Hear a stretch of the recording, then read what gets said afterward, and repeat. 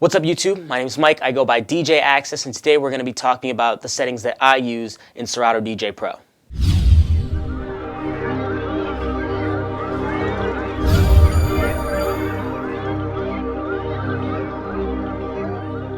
Alright everybody, welcome to my channel where I conduct tutorials, perform routines, and discuss DJ related topics. If you find this video helpful or interesting, please hit that like button so other DJs can find the video. And do consider subscribing if you want to learn the art and business of mixing music alongside me. I wanted to make this video because I've been using Serato since 2008. The program started in 2006, so almost the entire history of the program I've been a Serato user. I've spent countless hours practicing, performing, and troubleshooting Serato, so I feel like I have a good understanding of the program. A lot of the DJs in Columbus, when they do have a problem with Serato, will give me a call or shoot me a text, and I think that's great. It definitely helps me learn more about DJing and the program itself. And often when I'm looking over other DJ shoulders, especially the younger guys, I'll ask them about a setting that they use because I'm curious about why they do it that way, and they'll say, oh, I don't know, that's just the default setting, or they're not really sure why they're doing it that way. And when I show them the other method or method that I use, oftentimes they end up adopting that style. So I just want to go through all the different settings in Serato, what they do, and then which option I choose and for what reasons. Okay everyone, here we are inside of Serato DJ Pro. I have the latest version, and I can check that by going up here to the settings.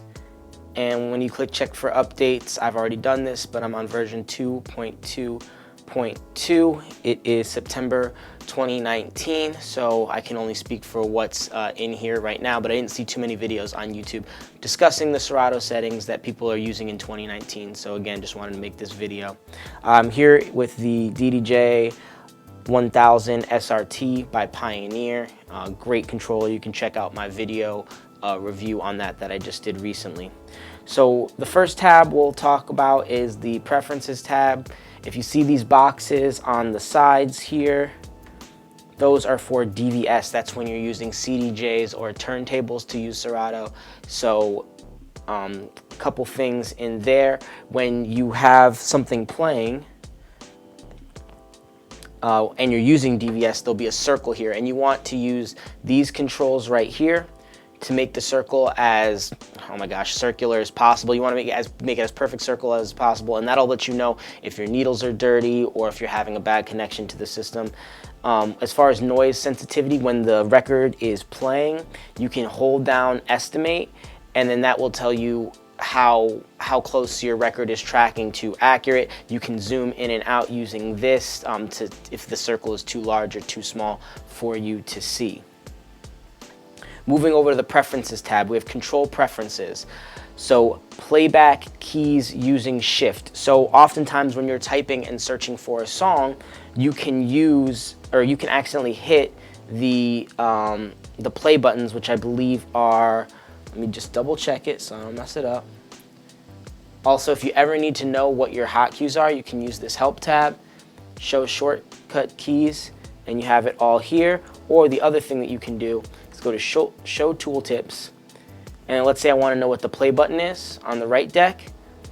You can see it right here that if I want to play on the right deck, I would use S, and if I play reverse, I would hit A. So if you've ever had a situation where you were thinking that you were searching for a song and you hit maybe S or even worse A and it started playing in reverse, you can just hit the help menu, go to show tooltips, go to play, and then now to get out of playing from reverse, I know I can hit A on the right deck, Q on the left deck, or if I want to, maybe I don't have any hardware hooked up and I just want to use my keyboard to play, I can use S for the right deck and W for the play deck. Typically this will happen when you think you've clicked the search bar and you haven't, so Serato is still in, using your keyboard as a MIDI controller, and that's when the issue can start to happen. So again, if you ever have that issue, you can hit Help, show tooltips or shortcut keys, and then kind of just drag around to see what you need to fix or use as a MIDI controller.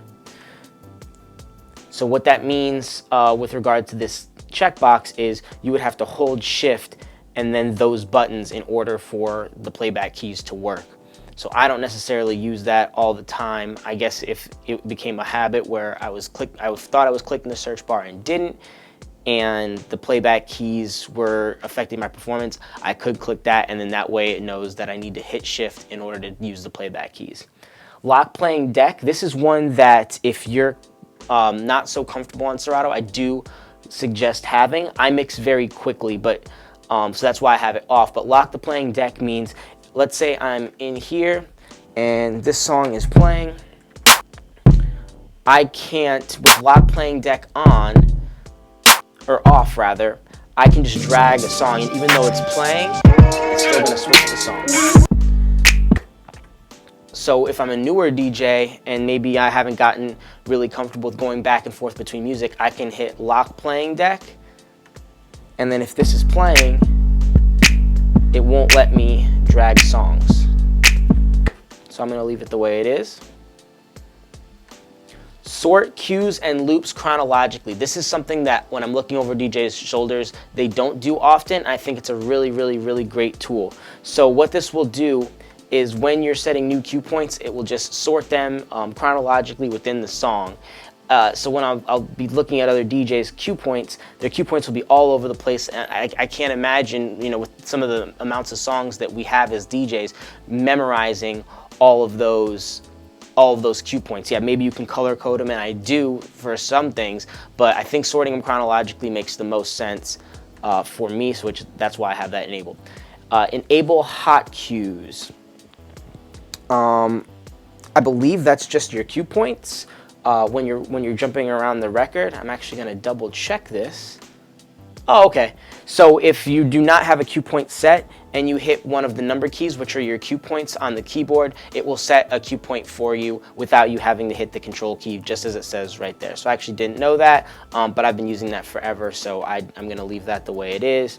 Track end warning, I do use. Sometimes I'll be talking to someone and having that flashing indicator when the track is coming to a close is very helpful. I don't want to play too many of the songs here just because I don't want to get flagged for copyright. But when it gets to like the last 20 to 30 seconds of the song, you'll notice the platters start to flash red, or it's different for different controllers. But there'll be some indication that, hey, your track's about to run out, you should probably pick a new song type deal.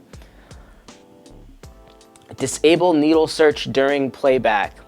So what that means is, let's say I was using another controller where there's a needle search, which is the bar up top where you can jump around the record. That will disable it while the track is playing, and I do recommend that, but it's not like a full-on, this is something that needs to be on.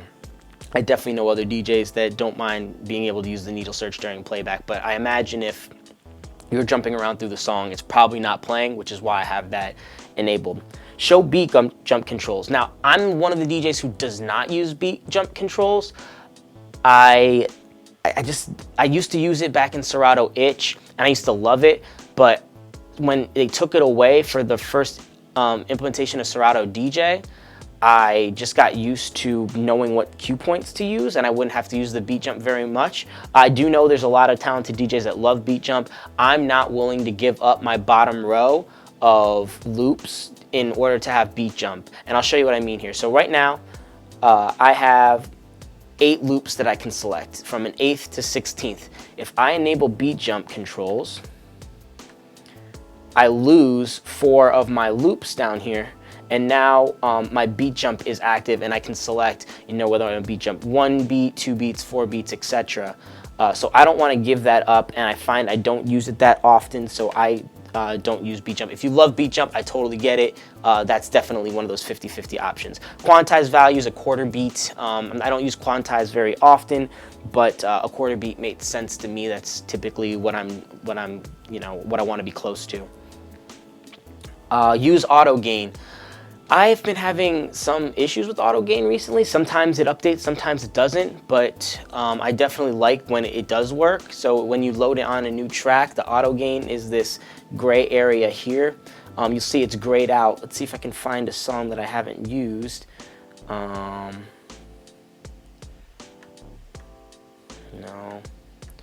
So occasionally when you're loading up a new track, that will be white. And that means that the auto is not set. Let's see if I can sort by added. Aha, see?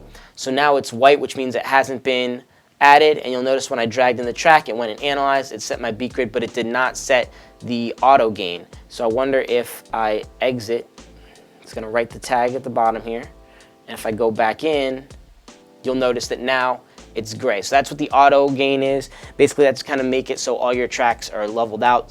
Sometimes it works, sometimes it doesn't, but it's definitely a tool that I would want to have on, just so my tracks are as level as possible when I'm playing them. Breaking. So this is when you hit the play button in order to stop a song instead of hitting the cue button to go back to your auto cue point. I like it right around here, and let's see if I can pull something up to let you see what that sounds like.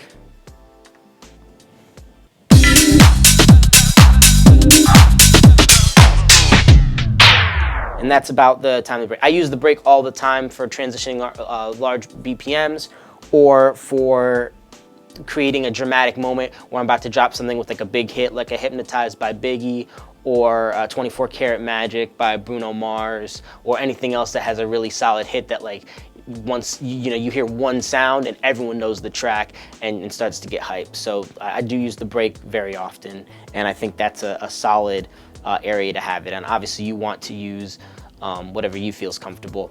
Start time, I almost always have as fast. I don't know very many people who have a slow start time, but this is where you would select that.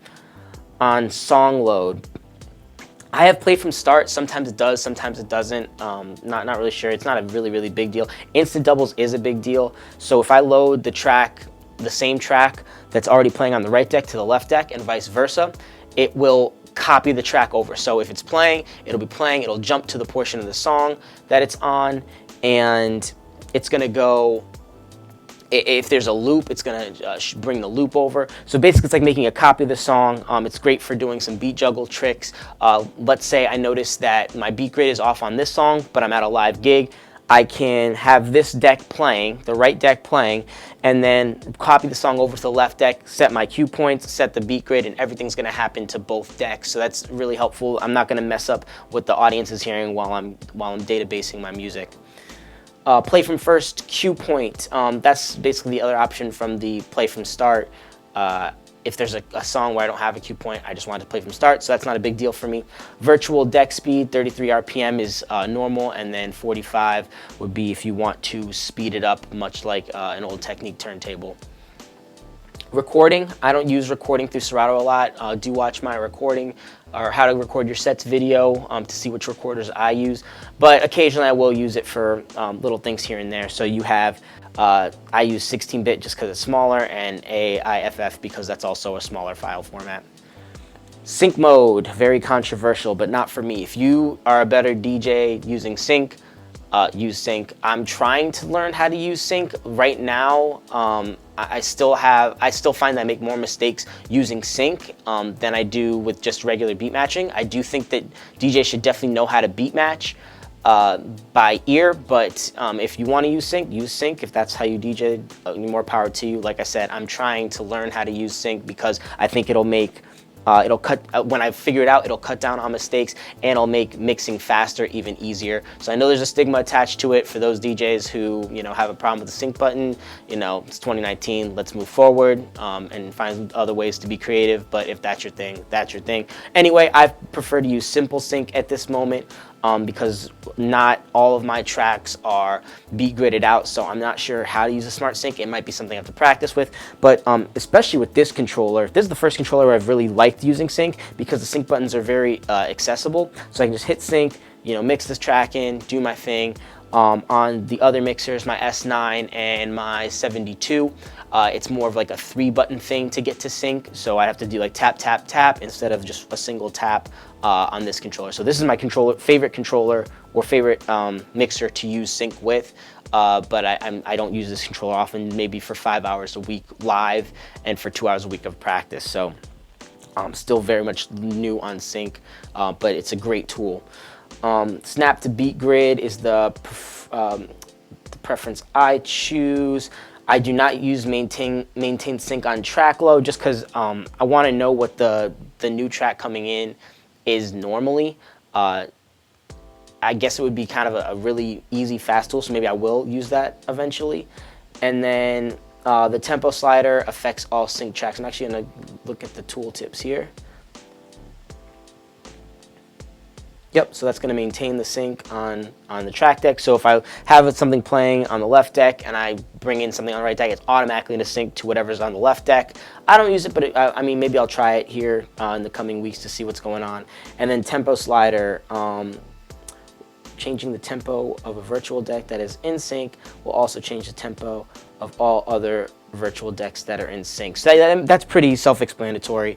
If you move a slider, it's also going to affect the BPM of the opposite tracks when they are synced. So again, play around with these, see what you like. So that should cover the DJ preferences. I don't see anything else here. So let's move on to audio. USB buffer latent size. Mess with whatever this is on your computer to see what your computer can handle. Start with 20. Practice for hour, 2 hours, move down to 10, 5, 2, 1. Most of you who are Serato users for some time now know how this works and knows what your computer can and cannot handle. But if you're ever having a lot of issues with latency or stutters or crashes, definitely check this out. Another way you can kind of see this is up here. That's a CPU meter, so you want that in the green. Sometimes if you see it spiking in yellow or red, that's when you want to come into this audio setting and move this up. So again, lower is going to be more stress on your computer, and then higher is going to be less stress on your computer. So if I wanted to get less, so if this was flashing yellow and red, I would move this to the right. And if I find that the responsiveness isn't as good as I want it to be, I can move this to the left. I hope that I explained that clearly. CD vinyl, adjust loops with vinyl. I do not do this, but this is where if you use like in and out for your loop and then you hit in again, it'll show you where the in is on the loop, and then you can move the vinyl disc to adjust the loop. I don't use vinyl hardly at all anymore now that I got my Rain 12s, so I don't have to necessarily do that, and I prefer to use the auto beat loops rather than in out.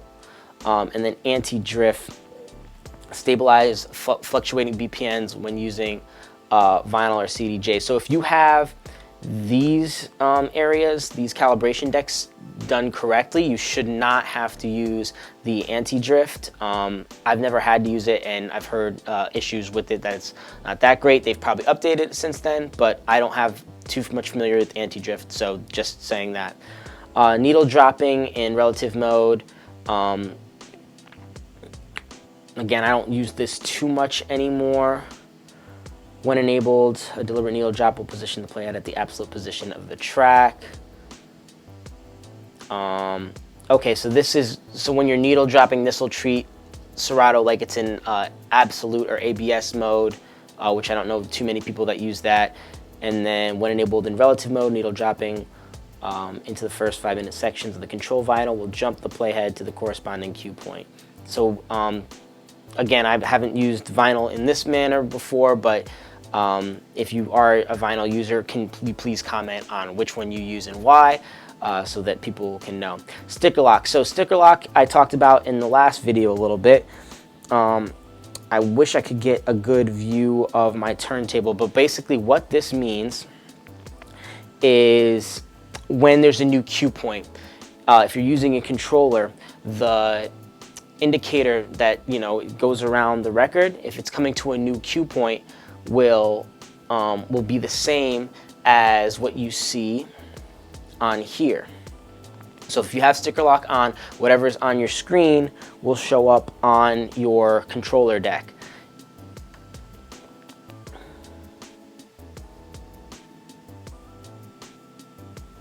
And then for spin nearest, align your vinyl sticker with the Serato DJ Virtual Deck spindle position. This alignment is applied when loading a track into the virtual deck.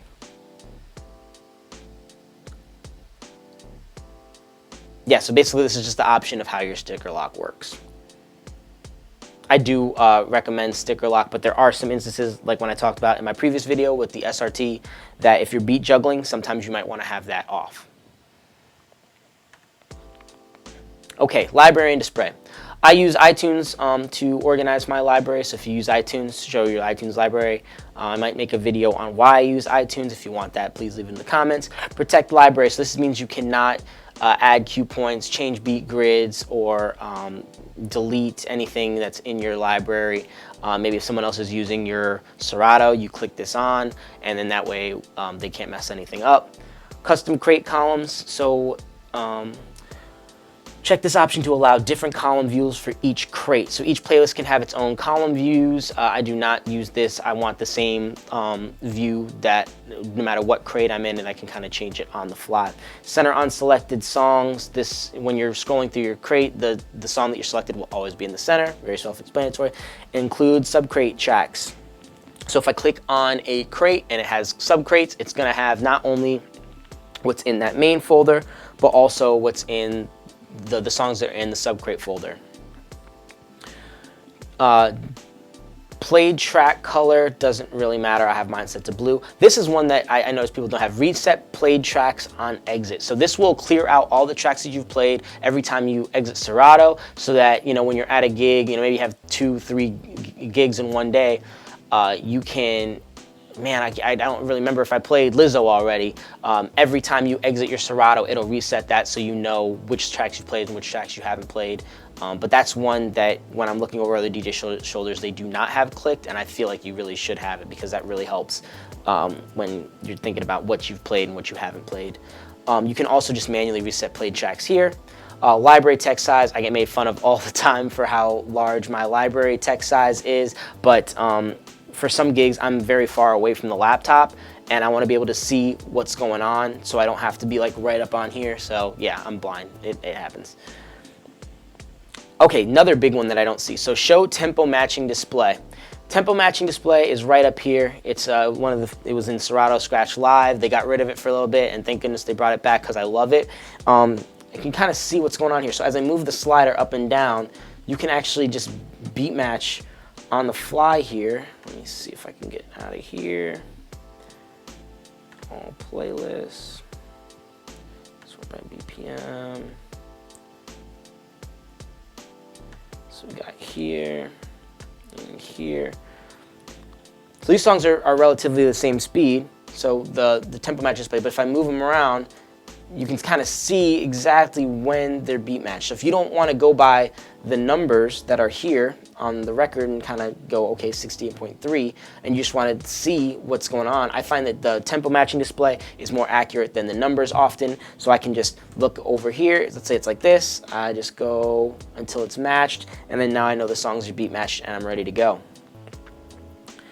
So I definitely recommend that option for DJs. Hide track or artist AM mode. I could do a whole video about how I feel about that, but I do not have that on. That basically makes it so your tracks names do not display. So if you have DJs looking over your shoulder at your tracks and you don't like that, that's what AM mode is. EQ colored waveforms. So this is what this looks like. If I cut out the lows, you'll notice the reds disappear. If I cut out the mids, the yellow and greens disappear. And then if I cut out the highs, that's like the blues. So you can kind of see at a glance what your EQ is doing to the song. I've gone back and forth over this. I know DJs that use it and it makes sense for them to use it. I prefer not to, because I want to see when the changes in my songs are coming, are coming in Serato. So I want to see those flat. But I do understand people who, you know, maybe they accidentally left the lows down. You can see that visually on the screen. Just be careful of, you know, getting into bad habits with that, because if you're, you know, let's say you play on flash drives sometimes, which is pretty common at larger clubs, you won't have that. So if you're relying on the screen to tell you whether your lows are down, that might affect you when you're not using Serato. But if you're using Serato all the time, it's not a big deal. Color key display, another thing that I see a lot of people using and I think is great. I find that if I have the color key display turned on, or if I'm too much focused on matching tracks in key, then my programming kind of suffers. I'm kind of thinking, okay, what song fits best, rather than like, okay, what makes a crowd dance more. And I can definitely do a whole nother video on programming. But if you're the kind of person who wants every song that you play to match in key, I think that's a great option.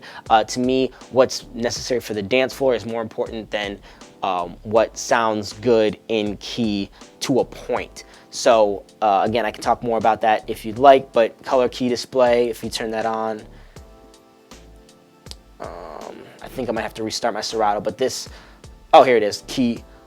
These will all do different colors. I have my keys in the comments. I forget why, but that's the way it is. I think because sometimes in the comment it works and then the key it doesn't, like we're seeing here. So I have it in comment, and I have my BPM in comment. And so if I need to sort by comment or by key, I can also do that by BPM with the 2 columns. So color key display, 50/50 option right there. And then performance pad cue layout. I definitely recommend you have this on because that makes it so your cue points are the same as they are on the SRT, the S9, the 72, the SP1 controller. So it's anytime you have a piece of a gear that has cue points, it's almost always laid out in this 2x4 grid, and that's how it matches. So if you do not have that on, you'll see this, and so maybe you get more text, but I think that's a little bit. I don't think that's as intuitive as having it as the same layout as you'd see on all of the controllers and mixers that you'll be using. Send usage data, Serato, your option. It doesn't affect performance, and I know it helps Serato out, so I do have that checked. BPM display, your choice, 1 decimal or 2 decimals. Maximum screen updates per second is gonna matter what type of graphic card and what type of laptop you have. So, you know, test that out. High risk screen display, I don't find necessary. Show key as Camelot. Camelot means, you know, 9A, 8A, using the Camelot wheel for keys rather than displaying, you know, A minor, B minor, C minor, and so on and so forth. So music streaming, I do use Tidal for my streaming, but if you use SoundCloud, you have those options, and there's plenty of videos on YouTube describing streaming in Serato, so definitely check those out. I think that covers everything for library and display. Mixer, the EQ boost option is just when you're using a controller. Serato, you know, you can either do 6 dB or 12 dB if you really want to boost it up. I'm typically cutting out the EQ with the exception of the mids, so I don't use that. Output mono, most people are gonna have this set to stereo. The clubs and the places that I spin often are set up mono anyway, so if you want the most consistent sound, do mono. If you want something that's a little bit more, there's a little more quality in it, you're gonna hear things bouncing back and forth between the channels, go to stereo. You can also switch this in and out depending on the system that you use. I just find that mono works for everything because you never know when you're gonna have a subwoofer on the right channel and maybe not on the left channel, and if you're set to stereo, you're only gonna get half the bass. It's not exactly like that, but I find mono is the most consistent, and then if I need to switch it to stereo, that's where you do it in the mixer tab. For monitoring, this is your cue options. Typically you'll control this on your controller, so if I change the option on my controller, it changes here, but you can do that within the program as well. Your up fader curve, you can set within the program. Actually, you can't do it on here, so I have it set to slowest for the up fader and then fastest for the cross fader. Fastest is gonna be like for scratching, slow is gonna be for more methodical mixing, like smoother mixing. And then your mic aux volume, again, you're gonna find this on most of your controllers and mixers, but you can also set it in the settings. I don't wanna get too much into effects. I don't use Serato effects a whole lot. And I can get into why I do that at another video, but if you want to select which effects are available to you, this is where you would do that. MIDI devices, you can have different MIDI presets. So I have one for the SRT and one for my rain setup, and this is where you would set that. When you're changing MIDI, if you don't want to mess anything up, you can always go new, and then you will have to save it if you do change anything, and then load it. Like if I was using my rain setup, I would click rain and then go to load, and I'd be ready to go. And then here are your expansion packs options if you need to enable any of those. Woo! So that was way longer than I expected, guys. Please ask questions in the comments. I hope you found it helpful and interesting. If you did, leave a like, subscribe to the channel. I got more tutorials, routines, discussion videos coming up, and I think we can grow this channel together and make a great community of DJs that can ask questions and learn together. That's it. I'm Mike, DJ Access. Peace and practice.